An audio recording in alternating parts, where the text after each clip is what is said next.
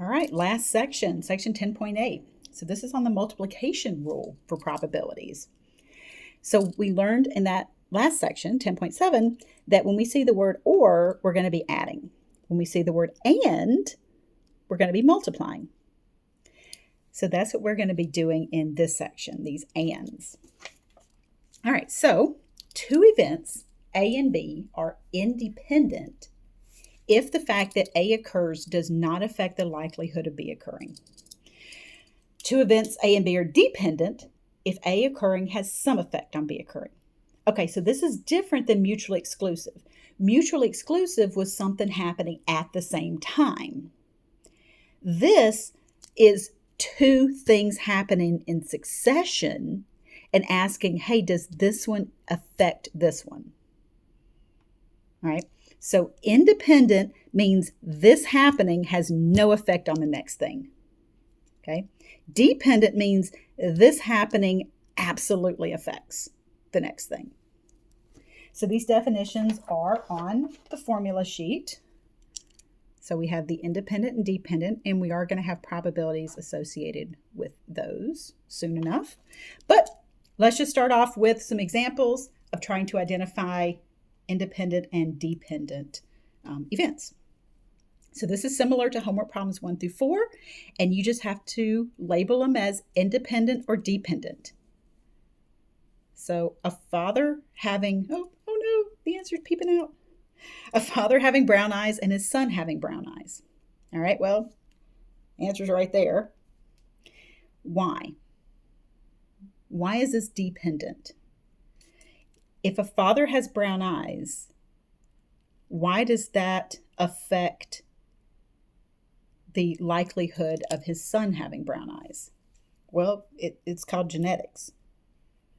Right? So that right there is just, genetics, as opposed to a father owning a Honda Accord and the son owning a Honda Accord. That has absolutely no effect whatsoever. But something like genetics here, those are dependent because this does affect this. All right. How about getting a raise and buying a new car? I wrote it next to it and I shouldn't have. So getting a raise and buying a new car, do you think those are independent or dependent? Well, those are dependent, right? If you get a raise, then you're probably more likely to buy a new car.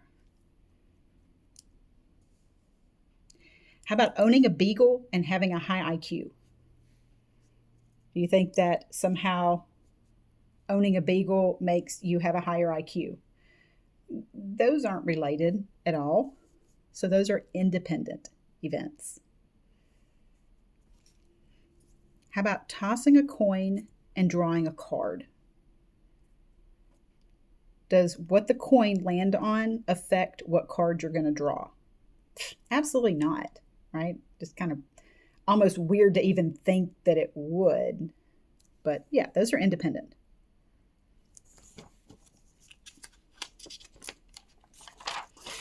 How about drawing a card, not replacing it, and then drawing a second card?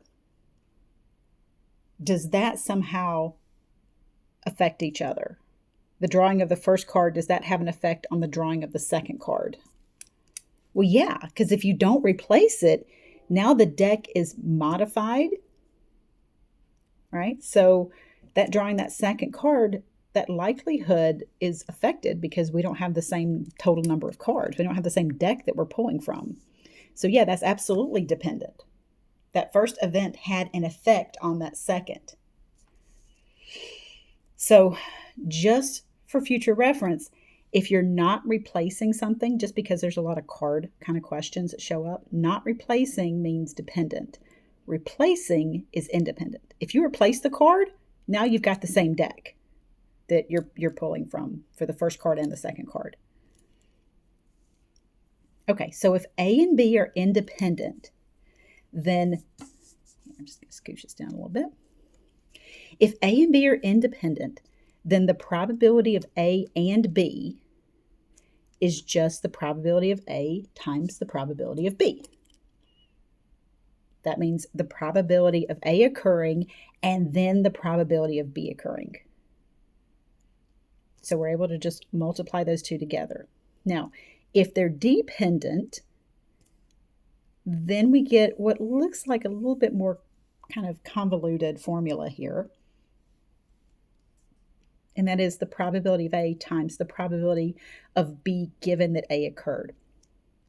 There is a way of writing this that uses like B and it has a slash A. This is conditional probability kind of notation.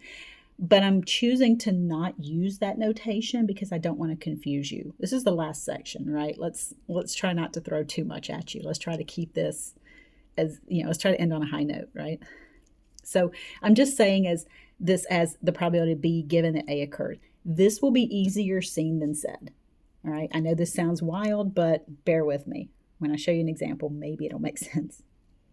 Okay, so homework number 8. This is example 2. 2 cards are drawn from a standard 52 card deck without replacement. Notice this is highlighted in yellow. Boop. These are dependent events.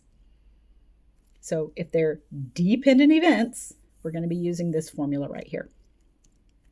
Find the probability that we're going to draw 2 clubs. That means you're going to draw 1 club, not put it back, and then draw another club. Okay, so let's look at how these numbers shake out. There are 13 clubs in a deck of cards. Let me scooch this over so you can see my notes. There are 13 clubs in a deck of cards. All right, how do I know that? Well, 13 for each row. So there's 13 clubs.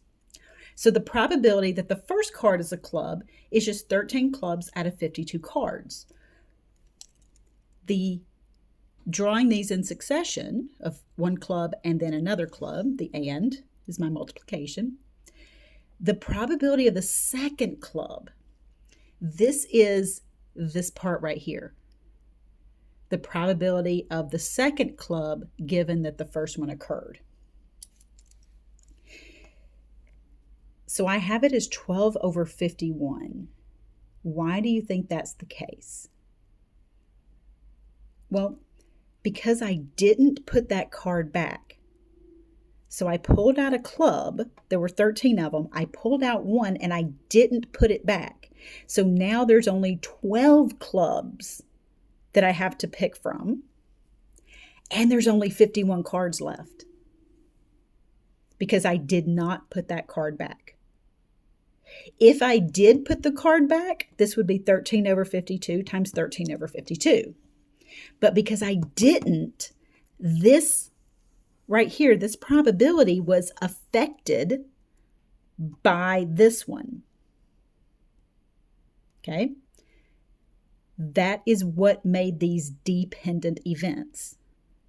So this second probability is a little harder, just a little bit harder to have to figure out because we have to think about what was pulled out and how that changed the deck.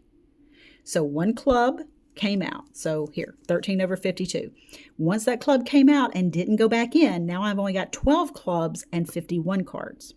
Now, multiplication of fractions is different than addition. You don't need a common denominator. You just multiply straight across the top and straight across the bottom. So it's probably easier to just use the calculator for this because I think that a lot of the answers are going to be decimals anyway. So 13 over 52 times 12 over 51 gives me 1 over 17, in case Alex asked for it as a fraction reduced. Or if you have, let me get a pinky here. If you have it as a decimal, so 1 out of 17, 1 out of 17 would be 0.0588235294. So I just took it out to 1, 2, 3, 4, 5, 6 decimal places. I don't remember how many Alex asked for, but And I can't remember if Alex asked for it as a fraction or a decimal. I'm guessing a decimal since that's what I changed it to. I don't see me usually going that extra step unless it was asked for. Okay, let's go to part B. A club and a heart. Now remember, we're not putting the card back. So a club and a heart. So clubs are one of these rows, hearts are a different row. There's no overlap in there. We don't have to worry about that. But also the dependent thing still is still in play. So the probability of getting a club, let me put this over so this will lay flatter. The probability of getting a club is still 13 over 52. Now, the problem comes in with not putting that card back. So we draw out one of the cards. It's a club. We do not put it back. Remember, the original problem said no replacement. How many hearts are there? Well, remember last time this went down to 12 because it was a club and then another club. Well, now I still have all 13 hearts. I haven't pulled one out, but I still have to decrease the total number of cards to 51. Okay, so the probability of a club, 13 clubs, 52 cards. Easy peasy, right? The heart, when I don't put the first club back, I still have 13 hearts. But I'm down to 51 total cards because I didn't replace the first one.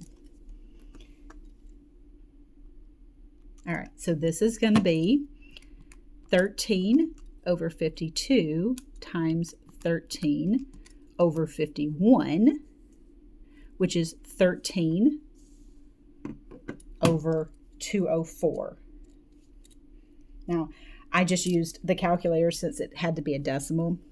I just went ahead and didn't even bother with the fraction stuff.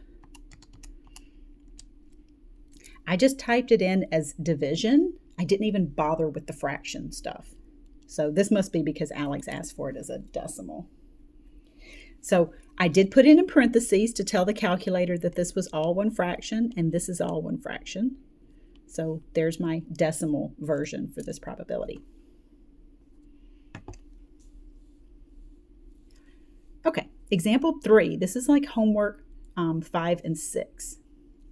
So a computer salesman has a 43% chance of selling a computer. If she talks to 4 customers, find the probability that all 4 will buy computers. All right, so this is an and kind of situation because we have the probability that she sells a computer to the first customer and then the next customer and then the next customer and then the next customer. So this is an and probability. The question is, are these independent or dependent events? Do you think that her selling a computer to one person has any effect on another customer later on? Well, theoretically it shouldn't, right? So we're going to say that each customer is an independent event.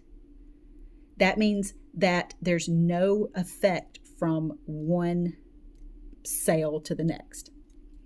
That means the probability, which is this, is the same every single time. So I just need to multiply this probability by itself 4 times. But because this is the percent, we know that if we're going to do a calculation with a percent, we have to change it to a decimal. So we're going to change that 43% to a decimal. Remember, percent means divide by 100%. So we get that probability of 0.43, and we're going to multiply it by itself 4 times. So I highlighted this 4 to show you that that's why it was 4 times. Because Alex might change your problem up a little bit and change the percent and change the number of times. So you can see how to modify yours given, whatever situation Alex gives you. All right, so we just need to do 0.43 times 0.43 times 0.43 You can also do 0.43 to the fourth power if you want to be, kind of lazy about it. And then that's the decimal we get. Okay. Almost done. Last page of the last section. Whoop, whoop. This is like homework problems 7 and 9. This is example 4. So a communications company has 8 satellites, 4 of which are sending a weak signal. If 2 are picked at random without replacement, find the probability that both are sending a weak signal. Okay, these are dependent events because you're picking 2 of them at random without replacement. So remember back here how I said not replacing made things dependent? That's not just for cards. That's for anything. So the probability that the first one chosen is a weak signal is 4, because that's the number of ones that were weak, out of a total of 8. Now, the second one is weak. This one is affected by this because they're dependent events. Now, if you don't put this one back, I've only got 3 weak signal satellites to choose from out of 7. The first one was weak and we didn't replace it. So now I'm down to 3 weak ones out of a total of 7. So multiplying this on the calculator, and this one must have asked for it as a fraction. So we get 4/8 times 3/7. Oops, didn't do that. And that gives me 3/14. So that is a reduced answer.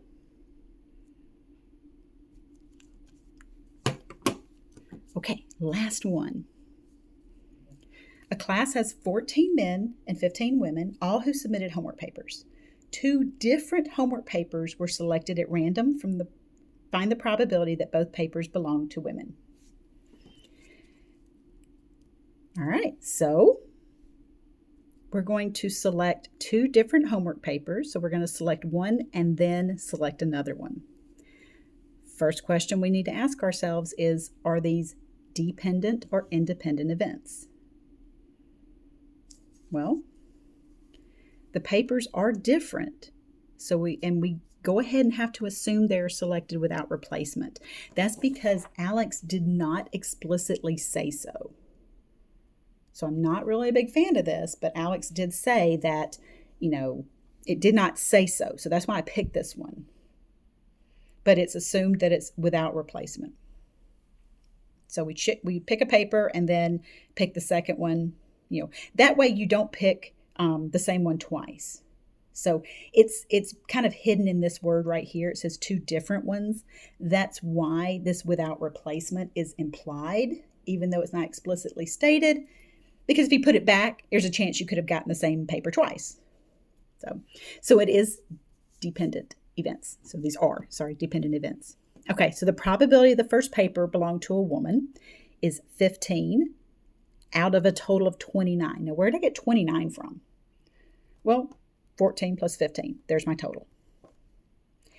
If I'm not putting that paper back, the probability that the second paper belongs to a woman, now I'm down to 14 papers that belong to women. So this 14 is not this number right here. It's this one minus 1 because I didn't put this one back. So I'm down to 14 and I'm down to a total of 28 papers to pick from. So be very careful. I don't want you thinking this 14 came from here. It came from this and not replacing it. So now I'm down to 14. If this had said men, 2 men, this would have been 14 and 13. Okay, so my total also is down from 29 to 28. So if we multiply those together, so that's 15 divided by 29 times 14 divided by 28, and that gives me the decimal point 259. So that's because that 6 right there rounded that 8 up to a 9. Okay, that is our last section in chapter 10. All right, so that finishes section 10.8 for us.